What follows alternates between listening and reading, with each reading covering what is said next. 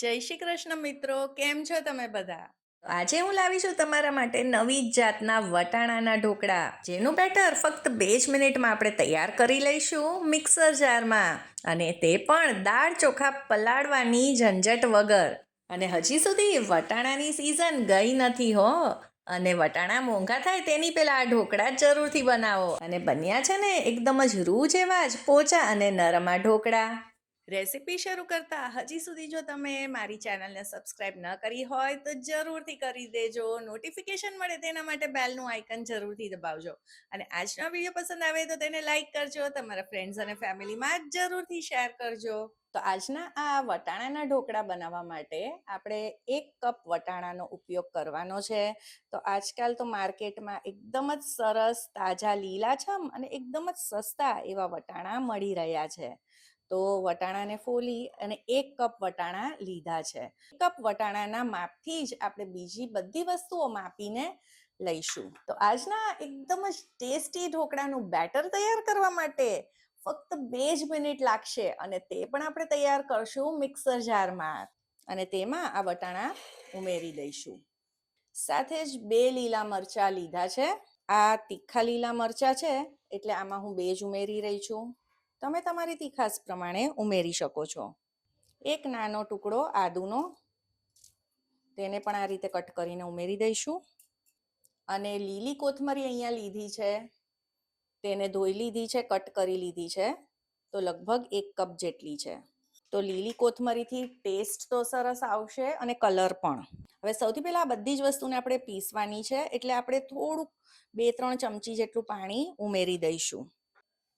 અને એક વખત આપણે આ બધી જ વસ્તુને પીસી લઈશું. તો આ રીતે દરદરી પેસ્ટ તૈયાર થઈ છે.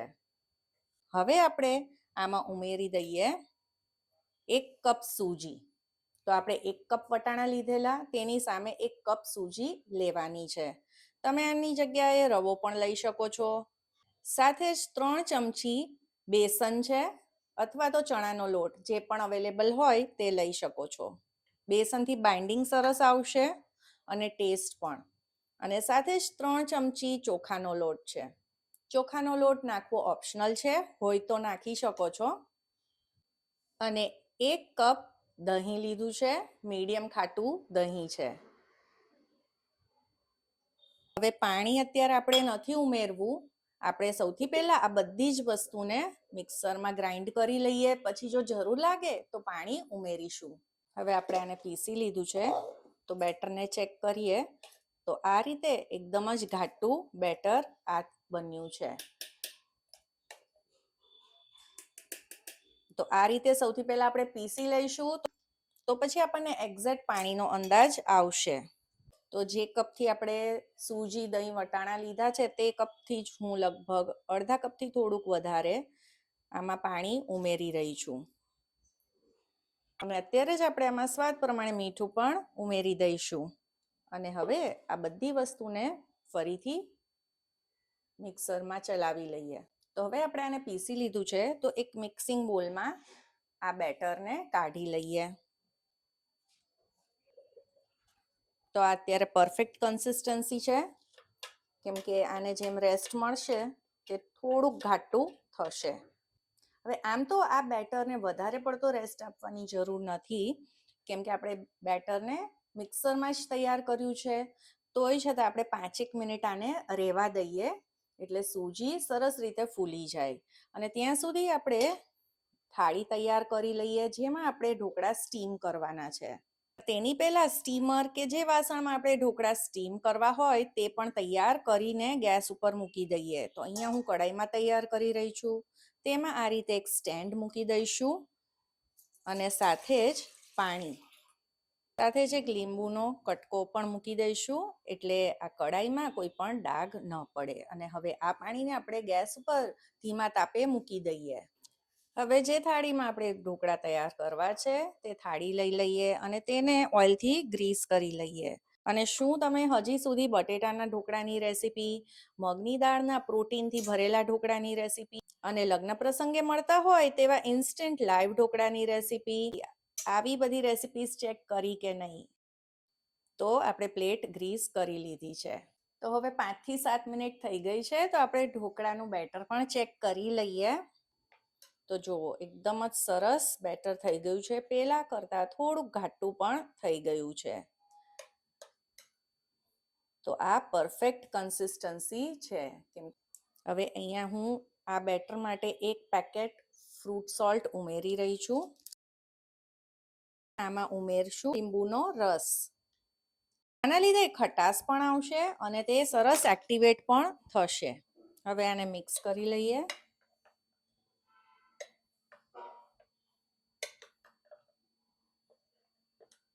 અને આ સ્ટેજ ઉપર તમારે ચેક પણ કરી લેવાનું કે જો મીઠું નાખવાની જરૂર હોય તો મીઠું એડ કરી દેવું, અને જો આ થોડું ઘાટું લાગતું હોય તો થોડું પાણી પણ ઉમેરી દેવું. પણ અત્યારે આ પરફેક્ટ છે. તમે જોઈ શકો છો આની કન્સિસ્ટન્સી કેવી છે. ને ઢોકળા ખાવામાં જરા પણ કોરા ન લાગે, ડચુરા ન વળે, તેના માટે આપણે 1 ચમચી તેલ ઉમેરી દઈશું ને મિક્સ કરી દઈશું. હવે આ થાળી લઈ લઈએ. જો તમારે એક જ થાળીમાં બધું બેટર ન સમાતું હોય તો તમારે ઈનો નાખતી વખતે, સોડા ઉમેરતી વખતે બેટરને 2 ભાગમાં ડિવાઈડ કરી દેવાનું અને પછી 1 ભાગમાં જ ઈનો ઉમેરવાનો. તો અત્યારે તો આ એક જ થાળીમાં બધું બેટર આવી ગયું છે. આમાં તમે લાલ મરચું પણ છાંટી શકો છો, પણ હું અત્યારે આમાં કાળા મરીનો પાવડર છાંટી રહી છું. તેનો ટેસ્ટ ખૂબ જ સરસ આવે છે આ ઢોકળામાં. હવે આને સ્ટીમ કરવા માટે મૂકી દઈએ. ફ્લેમને લો કરી દઈશું અને આ થાળીને આમાં મૂકી દઈશું. જો તમે મારી જૂના બધા જ ઢોકળાની રેસીપી જોઈ હશે તો તમને ખબર જ છે કે હું આ રીતે કોઈ પણ કપડું બાંધી દઉં છું થાળીમાં અને પછી તે જ થાળીને આ રીતે ઢાંકું છું. એટલે જે વરાળ થાય આમાં અને તેના ટીપા ઢોકળા ઉપર પડે અને ઢોકળા બરાબર ફૂલે નહીં અને પાણીવાળા થાય તેવું આમાં કંઈ પણ પ્રોબ્લેમ નહીં થાય. તો હંમેશા ઢોકળાને આ રીતે જ સ્ટીમ કરો. તો હવે આને લગભગ 7 થી 8 મિનિટ માટે સ્ટીમ થવા દઈએ અને ફ્લેમને હાઈ જ રાખવાની છે. હવે 10 મિનિટ થઈ ગઈ છે, તો આપણે ઢોકળાને ચેક કરી લઈએ. તો જોયું કેટલા સરસ એકદમ જ ફૂલેલા ઢોકળા આપણા તૈયાર થયા છે. આપણે ટૂથપીકની મદદથી તેને ચેક કરીએ તો હંમેશા આ રીતે વચ્ચે જ નાખવી, કેમ કે વચ્ચે હંમેશા કાચા હોય છે. તો જો ટૂથપીક એકદમ જ સાફ બહાર નીકળે છે, એટલે આપણા ઢોકળા તૈયાર છે. આને કાઢી લઈએ. હવે આ ઢોકળા થોડાક ઠંડા થાય પછી આપણે તેને કટ કરી લઈએ. હવે આપણે આ ઢોકળાને કટ કરી લીધા છે. આ ઢોકળા આમ તો એમનેમ જ એટલા બધા ટેસ્ટી બને છે, પણ તો પણ તેનો સ્વાદ વધારવા માટે તેનો એક વઘાર તૈયાર કરીશું. તો જુઓ તમે, આ એકદમ જ સરસ ઢોકળા તૈયાર થયા છે. અહીંયા થોડુંક તેલ ગરમ કરી લીધું છે. તેમાં આપણે 1.5 ચમચી રાઈ ઉમેરી દઈશું. સાથે જ તલ પણ લીધા છે અને લીમડાના પાન. થોડીક હિંગ નાખીશું, હિંગથી સ્વાદ સરસ આવશે. અને પછી આ વઘારને આપણે આમાં ઉમેરી દઈશું. એટલે પહેલાં કટ કરવા જરૂરી છે. હવે આવી રીતે પાથરી દઈશું. થોડુંક ઉપરથી થોડીક કોથમરી છાંટી દઈએ. તો એકદમ જ ટેસ્ટી, રૂથી પણ પોચા અને ઇન્સ્ટન્ટ એવા વટાણાના ઢોકળા તો તૈયાર છે. તમે પણ ટ્રાય કરજો અને મારી ચેનલને સબસ્ક્રાઈબ કરજો અને આ વિડીયોને જરૂરથી શેર કરજો. સૌને જય શ્રી કૃષ્ણ.